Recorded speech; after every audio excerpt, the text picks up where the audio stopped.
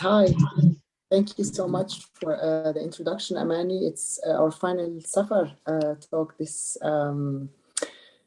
afternoon. I'm very happy to be closing this edition with kind of a bridge between the Arab world and the UK through a film by filmmaker Karim called My English Cousin, which we entitled actually Chronicle of an Exile. We are going to a talk that evolves around the story of Fahed, who's Karim's cousin, who has moved to the UK exactly 2 decades ago in 2001. And he left his original home country, which is Algeria, with newer dreams and ambitions and wanting to start anew in London. And a couple of years later, he decided to settle in Grimsby. Fahed is constantly torn between his life in the UK, the life that he's been living between working and home and working, and returning to Algeria, his real home, or what he calls his real home at some point. In this talk with filmmaker Karim Sayad, we're going to talk about the making of this documentary, which premiered in Toronto a couple of years ago, and also what really home means for both the filmmaker and for his cousin Fahed.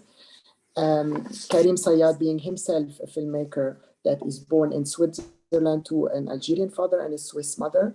And I'm really interested in the films of Karim because I always thought that he has a real interest in the human condition as portrayed in his short documentary debut, Babo Casanova, in 2015, in which he followed 2 teenagers who are on the crossroad dreaming of the shit that's going to take them out of the country.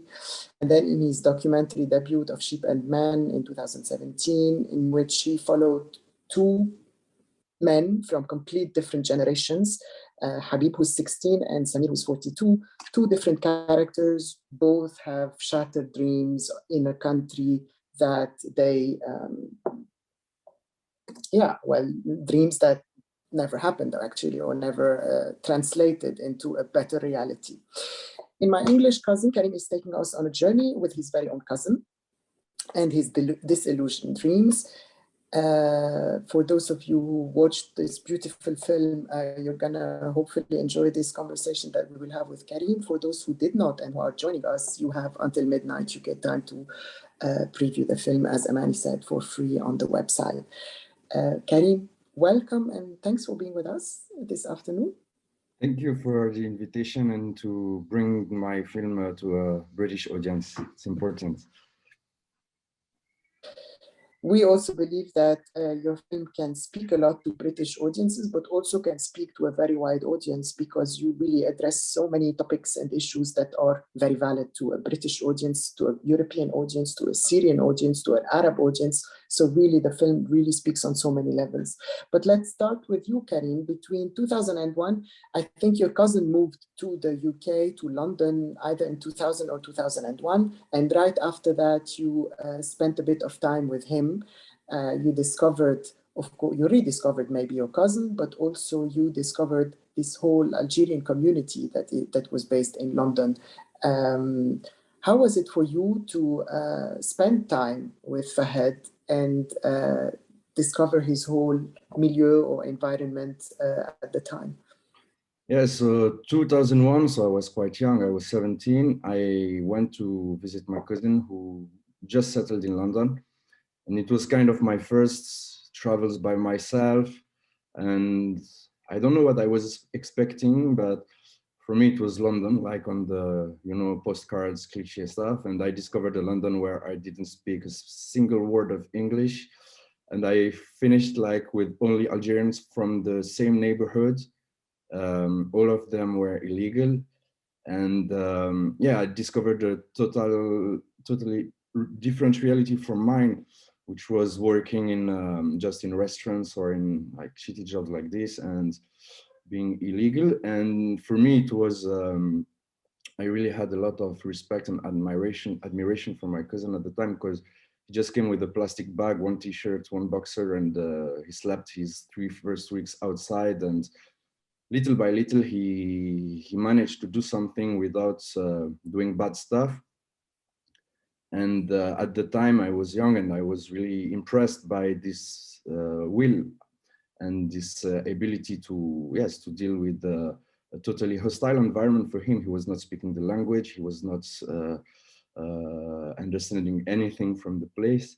I remember he told me once, like first time I arrived, I think he went to Edgeware World or something like this. And he was quite disappointed at the beginning because he told me it was written in Arabic everywhere.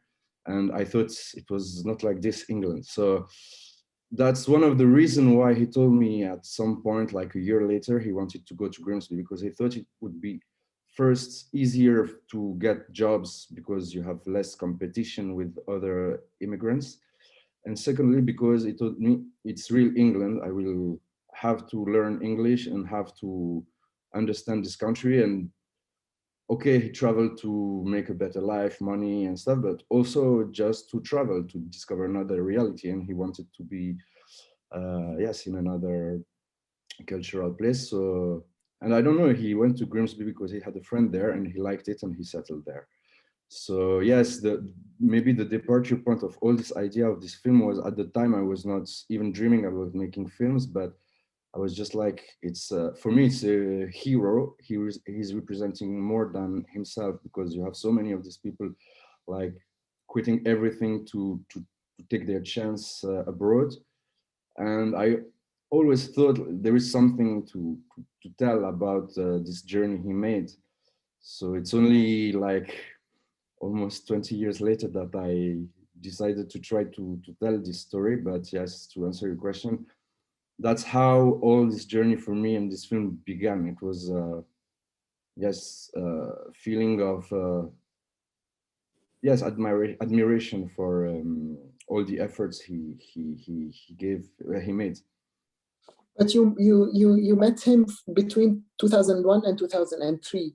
And after that, until you started shooting your film, I think you said in 2016, just before we started, uh, were you in touch with him on a regular basis?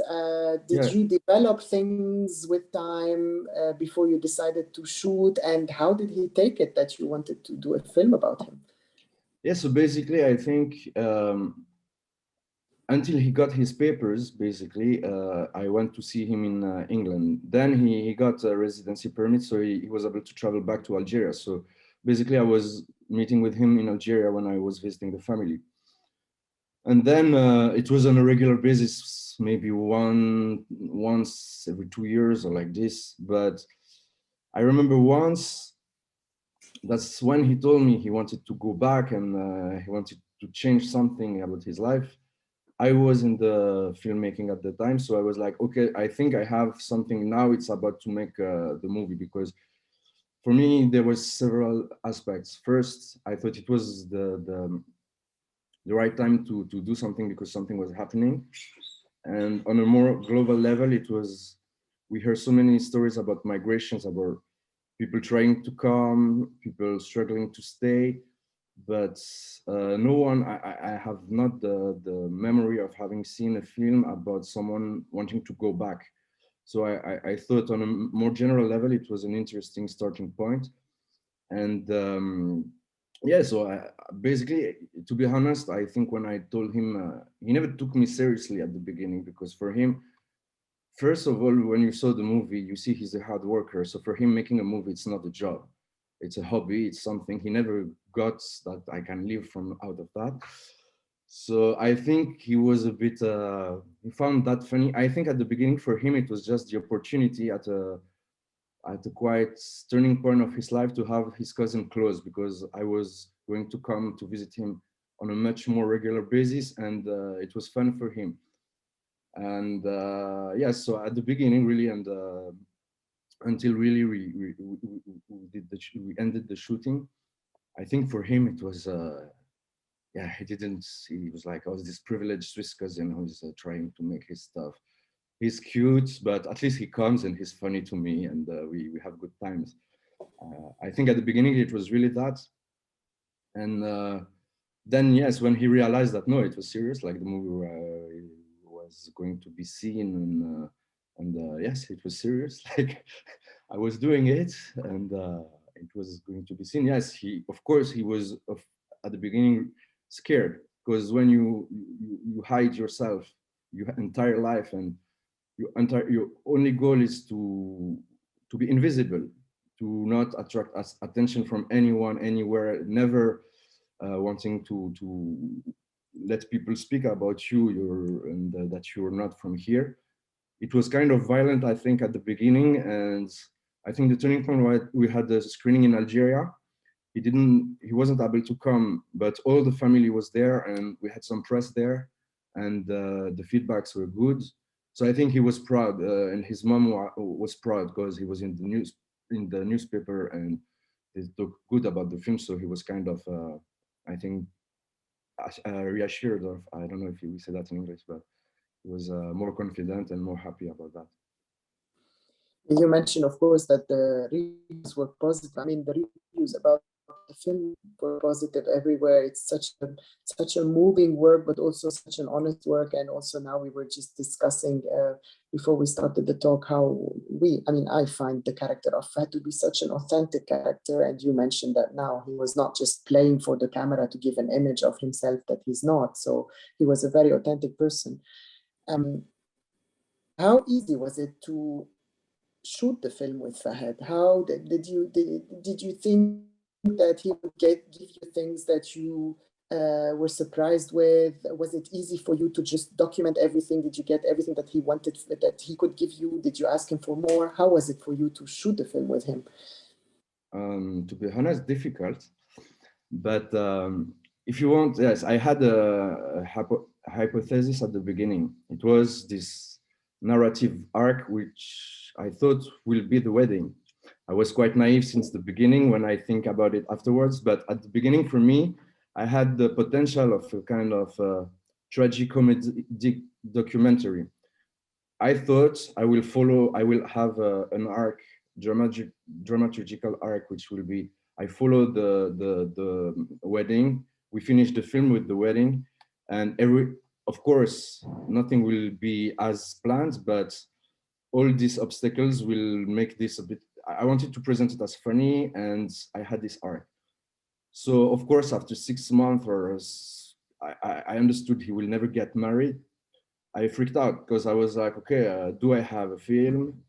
And then he had to struggle with his real issues, which were the wedding is not going on. I have another wedding maybe, and so he was not. It's not easy to speak about your doubts in front of the camera. So we went through some phases which were not really easy, but through the whole process, I think I understood what the film really was about. And that's why I think it was really, really clever how you presented this talk. It's really about belonging at the end. And that's what I understood. And I understood that even my place in the movie and why I was doing it was a lot of similar questions I had that I apprehend differently from him, but that were confronting somehow. So I understood it was about that, and I tried to yes, because finally at the end we follow someone who is not making any strong decisions, but this in between I think was interesting and revealing something that a lot of people are experiencing, which is, yes, what is home, what is this feeling, and I thought through this intimacy that I had with him, there was still something to tell in the film to make. But yes, it was not the same dramaturgical arc. That's why I chose, for example, the chapters. I thought, okay, it won't be like a classical way of telling a story, but I think, yes, I extract something with the family, something with the social environment he's evolving in, something about his relationship to Algeria. And I thought, okay, from the rough life we shot, let's try to organize to help the audience to get a bit all the layers I found during this experience.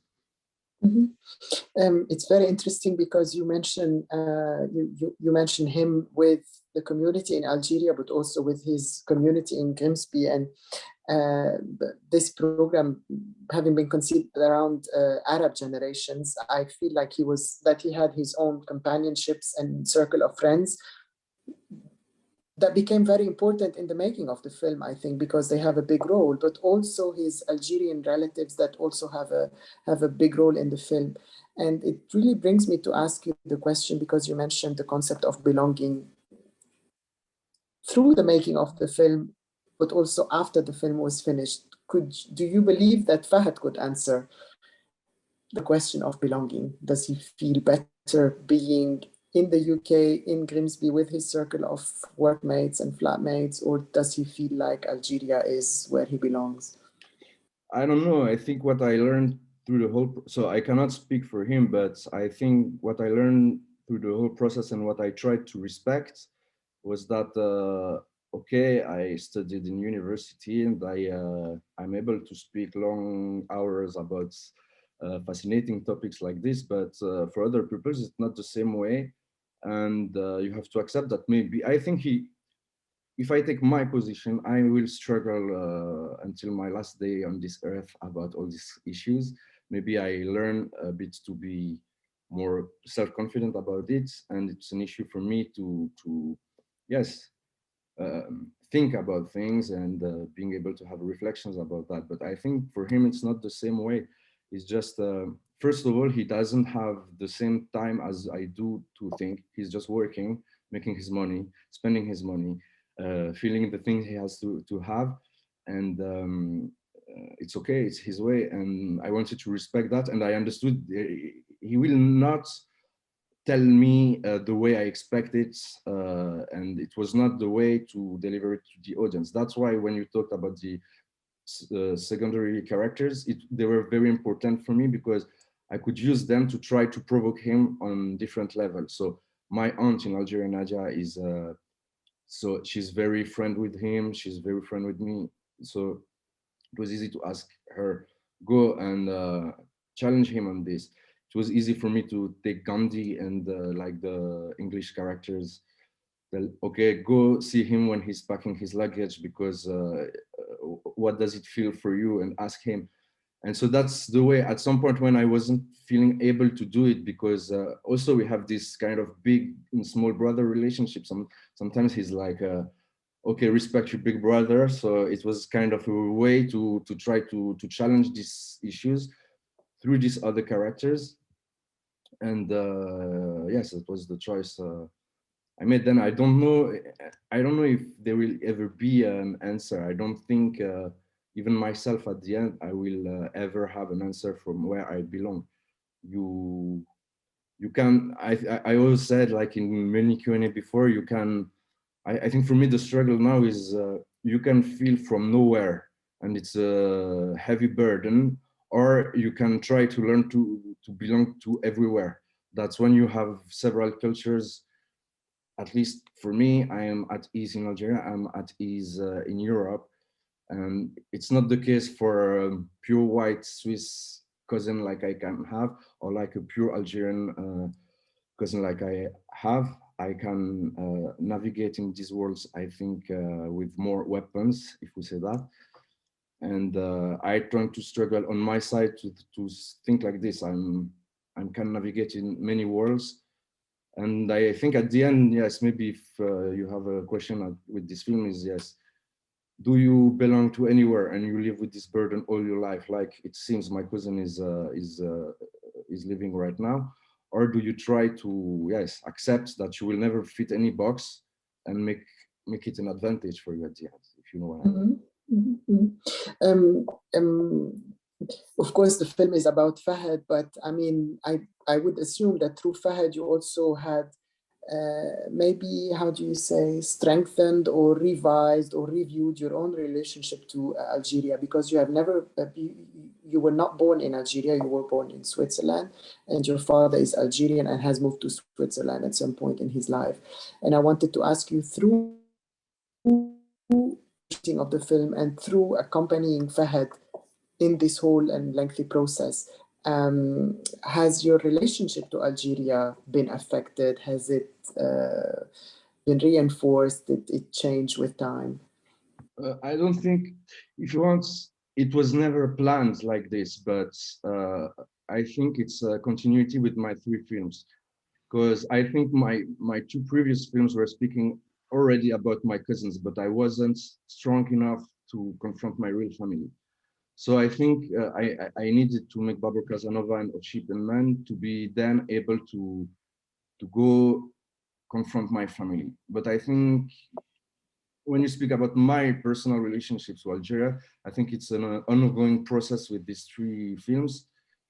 And I reached a point with this one, which was, okay, I'm feeling strong and confident enough to tackle uh, intimacy. Because I think what I wanted to really do with this film was, I think in Algeria, but in the Arab world in general, we lack, like in our countries, we don't see ourselves on the screen. So many of our countries don't have cinema. We watch TV or video on the phones now, but we see, okay, fiction. We always had a real tradition of fiction. Then documentary, a lot of the times it was stranger speaking about us. Then since maybe 20 years, you have with the technological things, it's easier to shoot. So a lot of a new generation of people speaking about their own countries and their own challenges. But I think in Algeria, at least what I can speak about this, people are not used to see it themselves. And it's really hard to shoot intimacy in a documentary. I think for me, my way of thinking was the only way when you're not from, but even I think every social classes, it's the same. You have to go to your family. It means you have to confront all the complexes you may have with them and all the struggles you may have, all the things. And I was able to do it with this one. It was not easy. When the film was screened on Al Jazeera and a lot of people saw it in Algeria, I won't lie to you, I had a lot of bad feedbacks, like, how can you dare show your aunt on TV without hijab? What's that? My uncle came to my aunt like, you dance on the screen. What is that? But I ask every of my characters, are you okay with this? It's gonna be on the screen, you know what it means. And they were all like, fuck them, yes, we like what you do. And at the end, I think even for them, it was like a funny experience, because I had my film before they saw. I was not like trying to betray them. And I think maybe the thing I'm the most proud about this film is we did that together. And I think it worked, and it was not disrespecting in any way. And I think I was expecting these reactions, but I think we need more and more people. Maybe it was easier for me because not being from there totally, I had these two steps back. I take less risks than if I live there, because yes, it was hard on Facebook and on Instagram, but it was not hard in real life. And it's okay for me. I'm proud of because it's how we live. I didn't show anything bad, or just let's try to use ourselves to accept how we are, and it's beautiful how we are, and it's okay how we are. And it's okay if it's not tidy and clean before, and just let's show how we live. That's maybe what we need. And yeah, sorry, I forgot your initial question, but about No, my that relationship with Algeria, and with the thing you Algeria, say, yeah, yeah. yes, I think I give a lot of things about this question. Of course, the film is about the relationship with home, the relationship with belonging, where one feels like you also mentioned the concept of the identity now with your last question. But there are also the bigger issues that the world has been really, really thinking about lately. The film addresses migration, it addresses illegal migration, it addresses the concept of European migrants, exile, the relationship between Europe and the UK. We might also want to talk about Brexit in a bit, but there was this wave of migration that really hit Europe at some point, and Europe felt burdened, felt that they didn't want to have more migrants, didn't know what to do with migrants. This was happening more or less at the same time as you were doing the film. How has that affected you in your conceptual process about the film? Were you influenced? Did you watch a lot of things? Yeah, I watched a lot of films, and maybe during the writing, yes, I watched movies. I tried to think about these issues. But once I was with him, I tried to forget all about it and to just follow what his experience was telling. But from the movies I watched before and that inspired me, there was one from Fassbinder, Angst, Essen, die Seelen auf.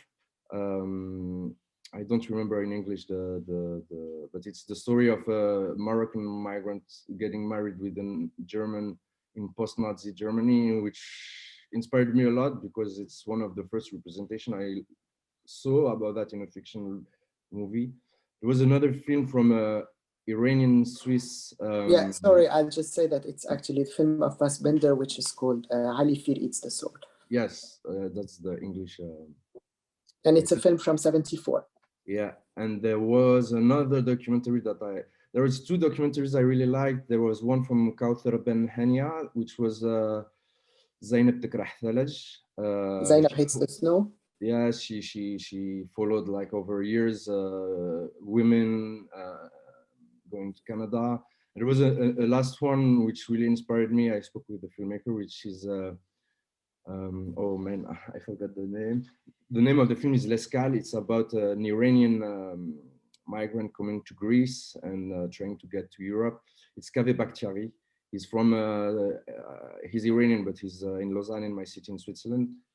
And I think, yes, if I should mention three movies that inspired me a lot, that was these three. On a more political level, following your question, it was more, yes, as I said, I answered in the question before, it was much more like, yes, we have a lot of representations of these migrants to Europe, which were or the invaders or these poor guys that we should help. And taking the counterpoint, which is, no, but he managed to success without any help, and now he's not happy because Europe is not as welcoming or cool that it looks. So that was maybe the backbone of the more global thinking of it.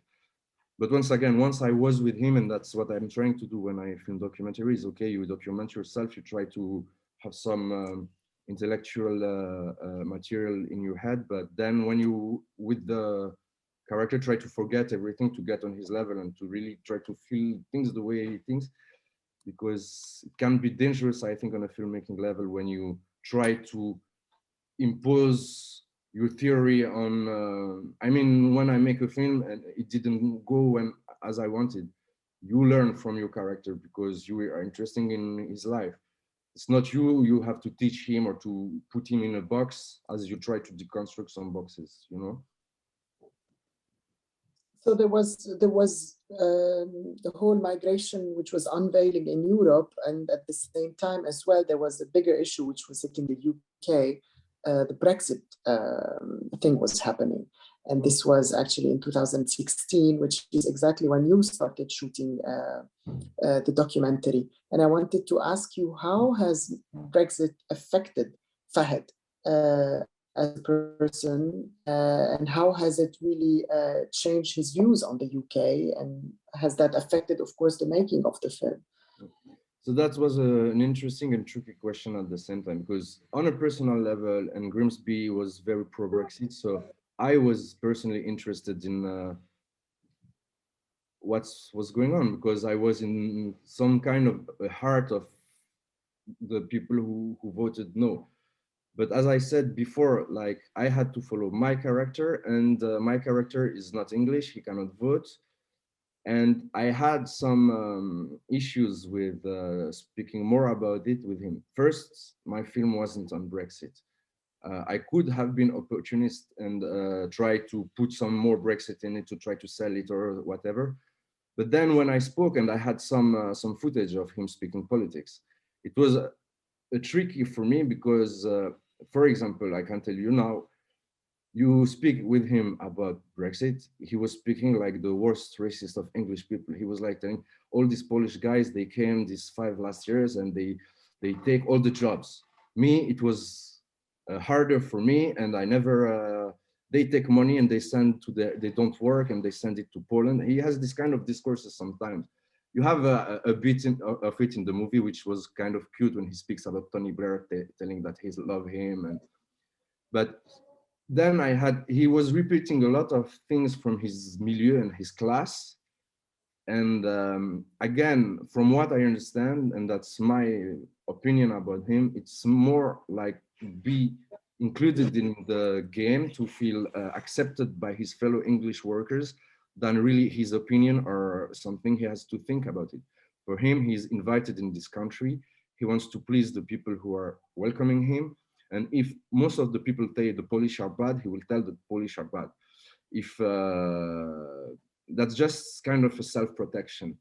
But if I would have put in the film my cousin having such discourses, a lot of the audience could not have understood that. And it would have been very difficult for me to put it on perspective, I think. So I decided to be really, I think when you know when it was shot and when you see, for the people who know it, they will understand where we are and the time we're speaking. As the film is not about Brexit, I'm not British. I'm not an expert on the question. What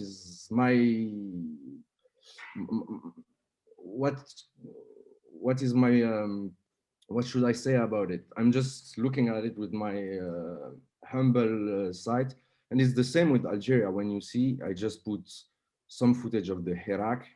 At the end, for me, it was just I thought it was okay to just contextualize the global situation in the film, because for me, I thought it was justified.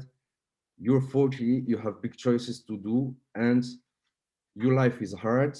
And on the top of this, the world is changing so fast and above you. And that's how I justify myself to put a bit of demonstration in Algeria and a bit of this Brexit vibe, if you want. But then I had no legitimacy, and it was not the topic of my movie. So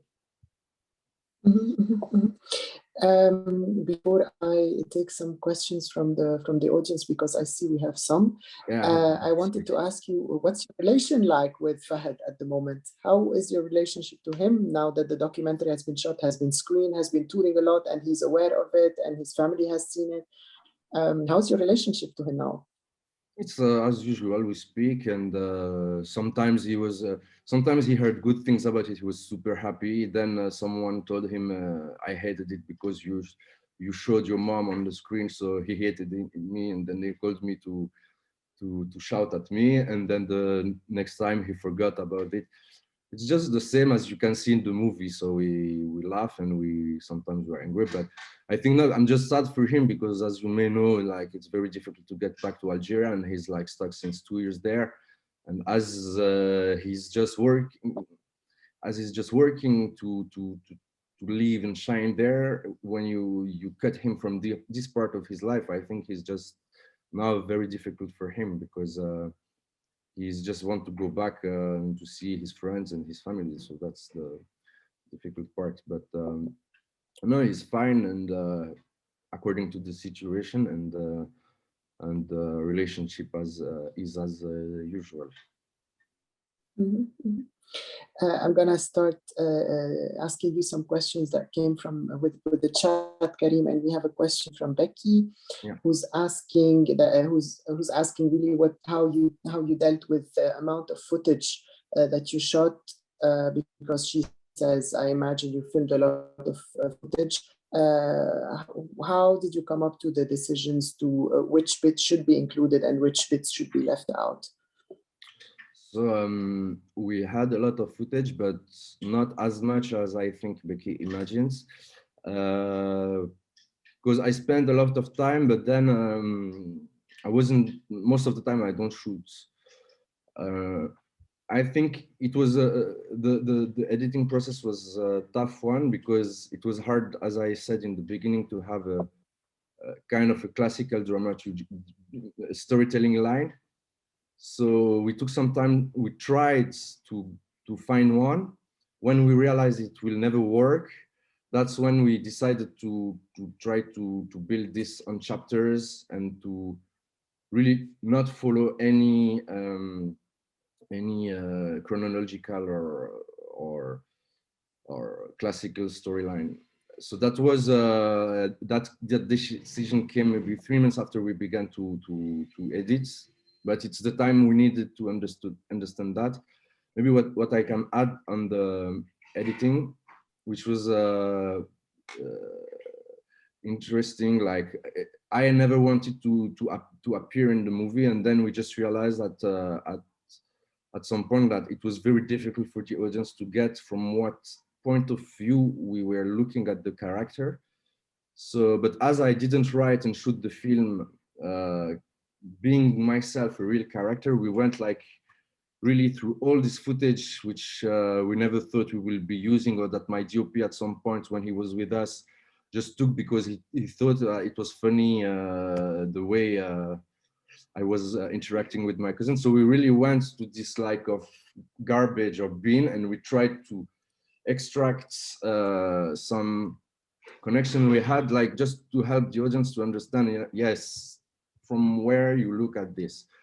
And that came like really at the real end of the editing. And I think it was really amazing because it was not easy for me to take this decision, but just by adding maybe 3 or 4 minutes and this 3 or 4 footage changed really the perception of the movie. And it took, it was really serving the movie, I think.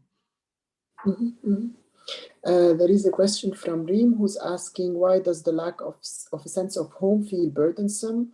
Why is having an attachment to home important, in your opinion? No, that's a good question. I don't think I really have a precise answer. I think, yes, it's everyone who has to deal with his identities. It's about where you come from, which gender you feel, you love, whatever. I think my question and filmmaking is a way for me to question this, to live this, to try to create representation. I mean, for me, for example, it was like, I learned a lot about my sense of belonging to Algeria through cinema. I watched a lot of Algerian movies who give me aspects of this country that I couldn't have when I was visiting my family, for example. I discovered a lot of the Arab world through movies and other parts of the world, by the way.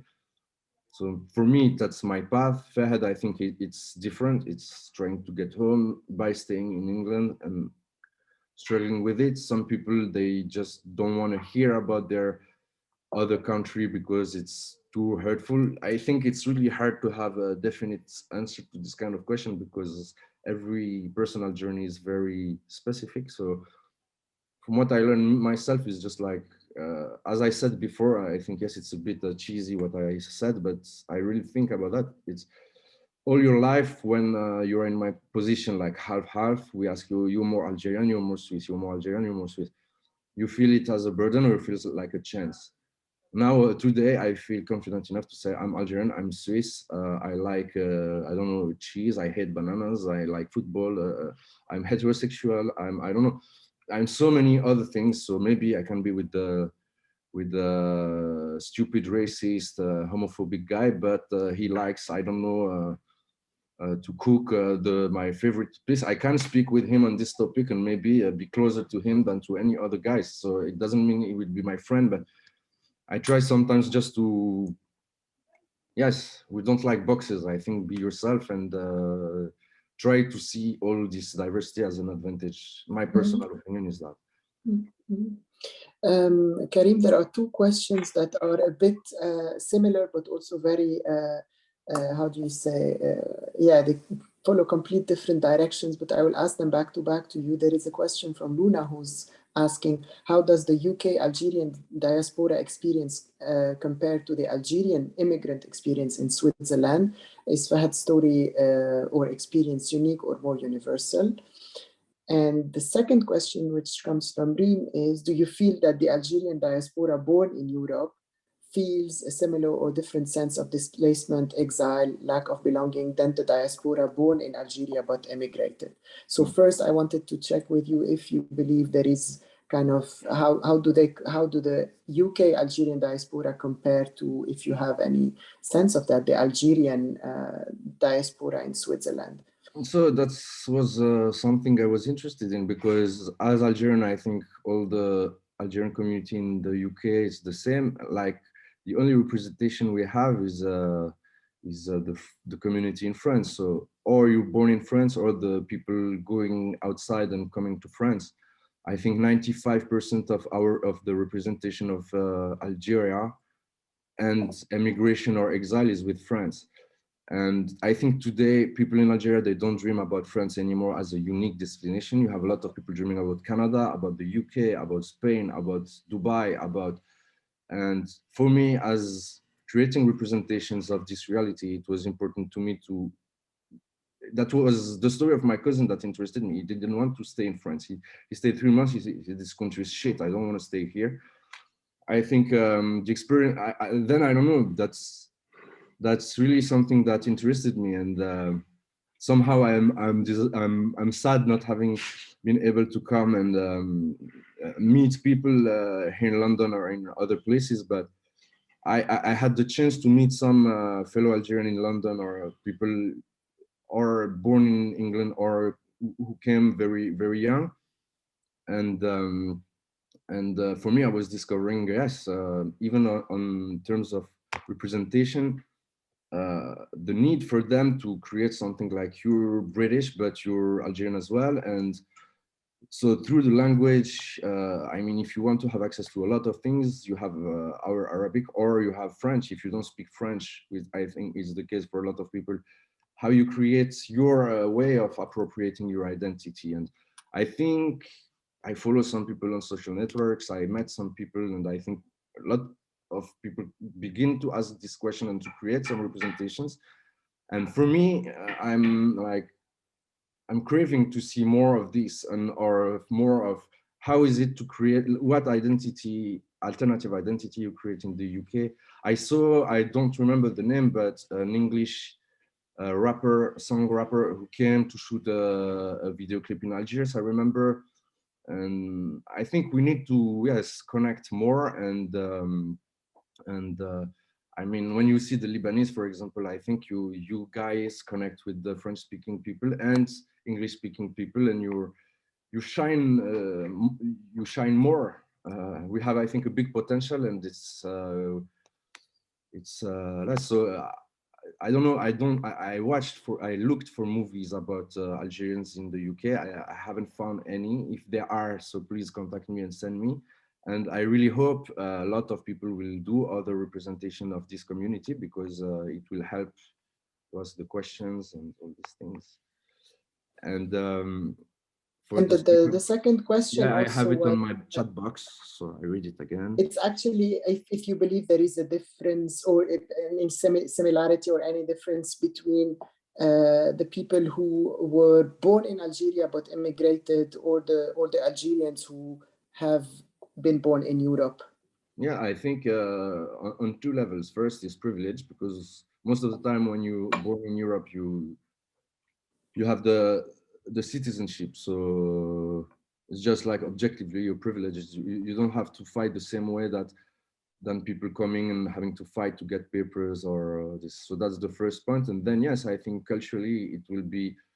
I think for us, then it depends on every individuals. But when you grow up here, it's like you will try to appropriate yourself your Algerian part, because when you go to Algeria, they will say you're not from ours, and the others will try to be more like I told you before. For example, Fahed will try to have this discourse which is more English than the English. My father has it sometimes, like it's like, yes, now there are immigrants from now, they're not the same as my generation, and all these things. Is again, it's something, I think it's protection from a lot of bad things that happen to them. Like they want to protect themselves, and that's the way I feel it.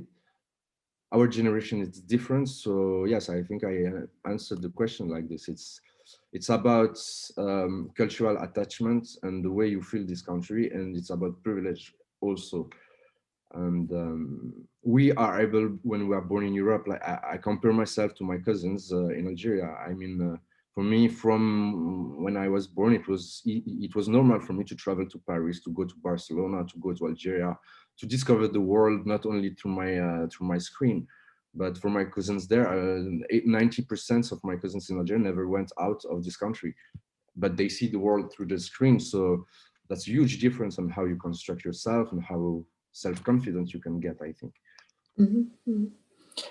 Karim, there is also a question on exile. Why was it important to use the word exile for someone who made the choice to leave their home country? Because exile, in a sense, means that you have been banished against your will, and Fahed has not been banished, if you want to say that.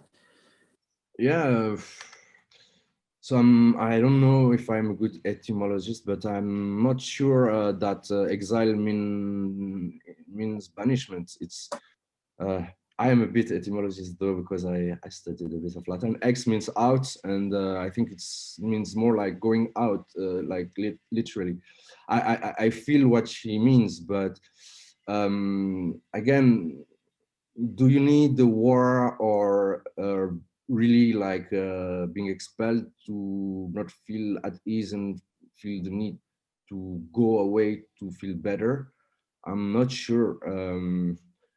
And when I get the question, she's basically telling, I think he made the choice to go, and then somehow if he's suffering, somehow it Like was he his wasn't pushed. choice He wasn't somehow. pushed to get exiled. You know, it was. I get, but again, what does it mean to be pushed outside? I mean, if you take this generation of my cousin who emigrated in the 2000s, I mean, it was 10 years of civil war, country with nothing. You just lived war during your teenage time. You have no perspective at all. Okay, you're not banished, but you have not a lot of way when you have not studied or where you don't come from a rich family to really be someone in this life. And yeah, it's a good question. I don't know how to really answer this word. It's more, I think the word exile is more about the song at the end. And I really like this song because I thought for me it expressed a feeling and something that I personally have not lived in my flesh, but that I see when I see my father, when my father was not banished, but you always have when you leave your country this sense of I don't know, it's a real, I don't know, you can Darwish, all these people, a lot of people spoke about this so well that I think it's an issue though. So maybe for me it was really the song who was for me expressing something that I couldn't put in words or something, but even a feeling of nostalgia. um, that was yes, for me appropriate to the what I wanted to tell. I think we're gonna take a final question, and there is a question on the secondary characters, which you just touched based on a bit.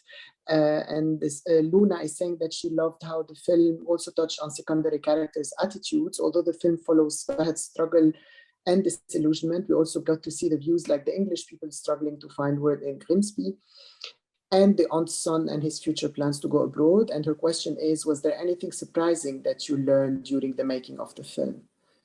No, I don't think I was surprised because as it's my family, I really know them. The most surprising part were these English co-workers with my cousin. I was surprised, and I learned that was the most beautiful human things I learned in this film. Is like there is class solidarity still. These guys were drinking, I don't know how many liters of beers while my cousin was fasting and praying, and it was never an issue for both of them, but they just experienced the same situation, the same class interest, and that was something I think, yes, sometimes we forget to think about, and it still exists. And for me, it was really touching, and that's what I learned. For the secondary characters, and for example, my little cousin Faiz and all this, it was just I wanted to use him like for me, it was like Fahed was when he was his age. And it was a bit to create this discourse, if you want. And my aunt, I spoke about her, how I wanted to use her. And yeah, maybe for me, it was very important in Algeria to have feminine characters challenging him, because again, it's the same thing I was telling about these political issues.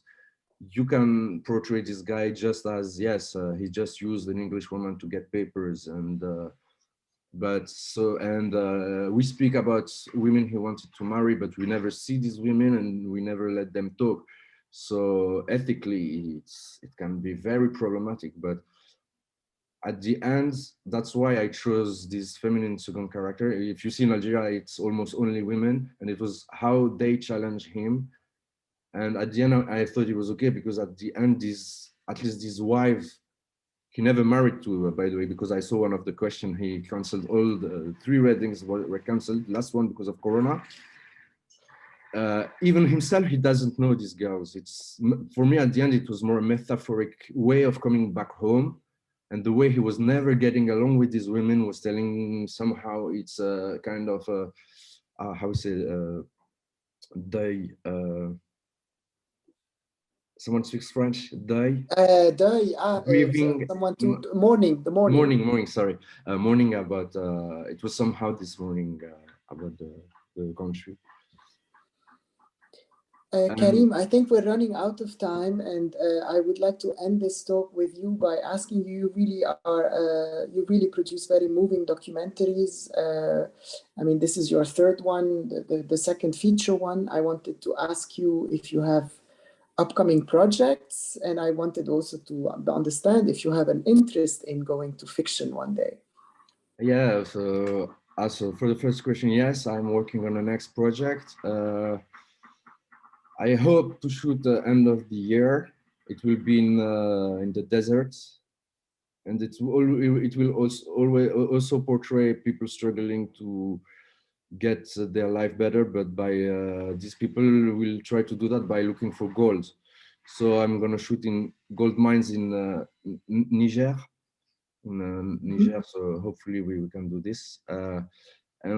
Regarding fiction, I'm thinking about it, but it's always, my question is always like, what is it, I want to, most important for me is the story. If I have a good story, what is the best way to tell it? So for now, it was always through reality, but of course I have some ideas in mind, and I hope someday I'll be ready and it will be appropriate to tell the story I want to tell. But yes, maybe someday. Karim, thank you so much for being with us. I just wanted to, because you mentioned that, of course, this year has been particularly tough to bring guests to the UK, but I really, really hope that the film has chances to screen in the UK and that you can meet your audiences live in the UK, because the film really can speak to British audiences. And I hope the English audience can meet the contractors and my cousin as well, because you can guys have really good times with them. Well, in any case, I want to thank you, Karim, for being with us. Thank you for your time. I also want to thank the audience who really took an interest in the talk, but also asked so many questions. I'm very sorry that we couldn't answer all of them. But what I wanted to say is I really want to thank the Arab British Center for supporting this edition of SAFAR, for putting such a nice program online and offline, and for making going to the cinemas, but also viewing films from home, something that was appealing for the audiences in the UK. And I also want to wish everyone a good summer and hopefully see you around soon in the cinemas again. Thank you so much. Thank you, Rabia, and thanks to you. I mean, this program, this edition would have never been possible without you. So thank you for the amazing work that you've done. And I hear there were even echoes at the Cannes Film Festival about SAFAR this year. So that's how far the rumors are going around. So there you go. But thank you so much. And thanks to everyone who has been joining online, offline.